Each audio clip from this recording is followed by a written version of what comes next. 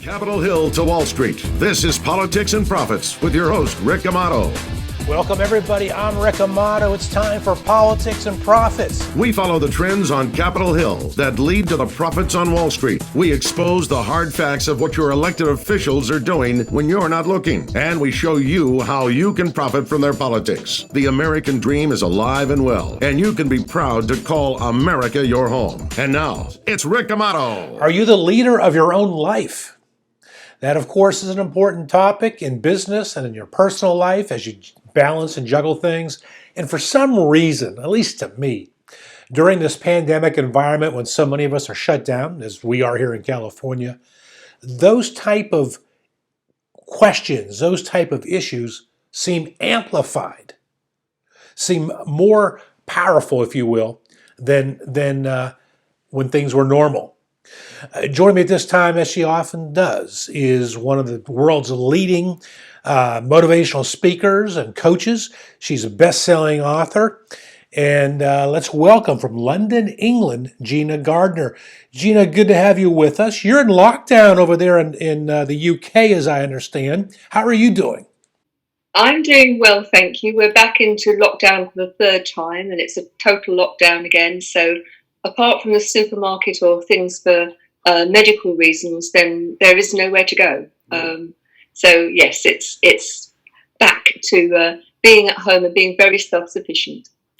You know, do you agree or disagree with what I just said before we get into this? You know, are you the owner of your own life, a leader of your own life?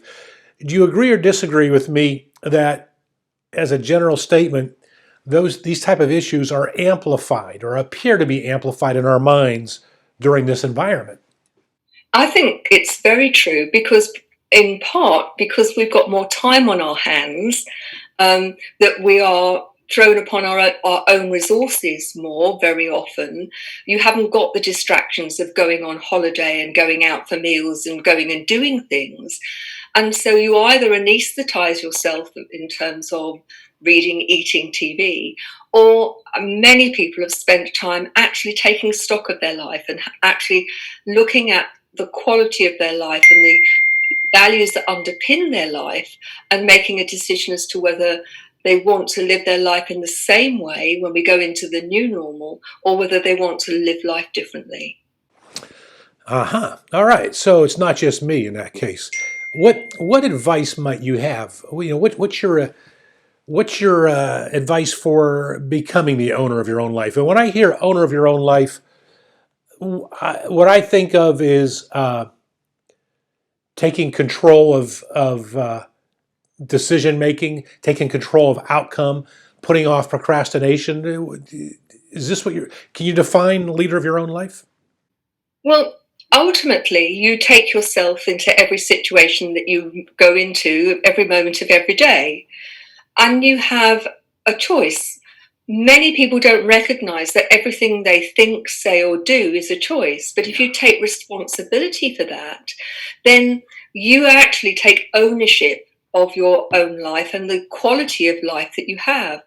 But many people hand over the quality of their life to other people, and that could be to their partner or their children, or to the news, to externals, rather than, am I the arbiter of what's going well in my life? And if it isn't, what can I do about it? There are things you can't change, but of course you can change the way in which you react to it. But if I hand over the responsibility for my emotional well-being to someone else, I have to put up with what they give me. Yeah. And you'll have heard the comment, you know, he made me so angry or she made me so frustrated. Ultimately, you give them permission. And so being the leader of your own life means that you take control. If you like, you become the author of your own life or the playwright. So decide what sort of role you want. Do you want to be a victim? Do you want to be passive? Or do you want to actually be in control and take the lead rather than just dealing with what other people throw at you? I really like what I hear you saying. And you're right. So many people will let other outside forces, whether it be the news, as you say, or a coworker, or someone in your personal life affect your moods and emotions, and that can affect everything around internally with you. And it's really interesting because that person doesn't have to be with you or even alive. So this morning I was talking to one of my clients, and she's early 40s, and she desperately wants her father to say to her, "Do you know what? Well done. I'm really proud of you." But that's not his way. And so she's consistently disappointed because he's not responding to her in the way in which she feels that would make her feel better. And one of the conversations we had today is about, do you think you're doing well? Are you proud of what you've done? In terms of of how much credit you give yourself, what is it that your father is going to give you, bearing in mind he's in his 70s or 80s now? What are you wanting from him? And will it be enough? Because if you don't give it to yourself, the likelihood is it doesn't matter how much people say it, it's not actually ever going to be enough. You have to be the arbiter of whether you're doing a great job or a good job or an all right job, or it's time to do something better. Is that a hard concept for people to implement when they spent a lifetime? In this case, the woman was in her early 40s, I believe you said. The thing is, if you're not aware of this as a principle, then you cannot do anything with it.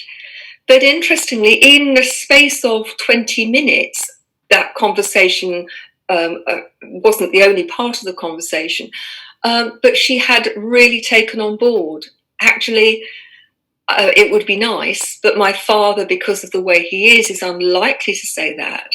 But actually, am I doing a good job? What are the criteria I use to determine whether my job is good, bad, or indifferent? And actually, that's where I need to put the focus and the attention and the work. So it's not a done deal, but now she is aware, she can start to shift the way in which she thinks and operates. And in my experience, that once people become aware, and that's why working with someone like me is useful, because you can point out the pattern and you give them some techniques to use, then actually people can move very quickly. We're down in less than a minute, Gina. You say that people can move quickly once they're aware of it, huh? Yeah. Okay, what gets people stuck? When you see someone who is aware, what are some of the things that causes them to get stuck on not moving quickly? I think the biggest thing is fear of the unknown, fear of stepping out of your comfort zone because it's unfamiliar. Uh-huh. And so for me, rather than it being people seeing as uncomfortable, just recognizing that it is unfamiliar. And like anything that's unfamiliar, if you start to do it, it will become familiar. There you go. But recognize that the biggest critic that you will ever have and the biggest champion you will ever have is you. Would agree 1,000% with you. Gina Gardiner, best-selling author, motivational speaker, one of your international coach and well-known here in America. It's an important topic. It does not get talked about a lot, and it's an important topic anytime, but perhaps more so during this environment. Your website, please. So genuinely, and then a hyphen, and then the word you.com or ginagardiner.com, and you'll find plenty of resources on there. All right, we'll show those across the TV screen here. We thank you for thank you for joining us, Gina. It's my pleasure. Thanks very much indeed. Back after this. Politics and Profits with Rick Amato is brought to you by Liberatory Accounting, the IRS problem solvers. To find out how Liberatory Accounting can help you, call 877-6-SOLVER. That's 877-6-SOLVER.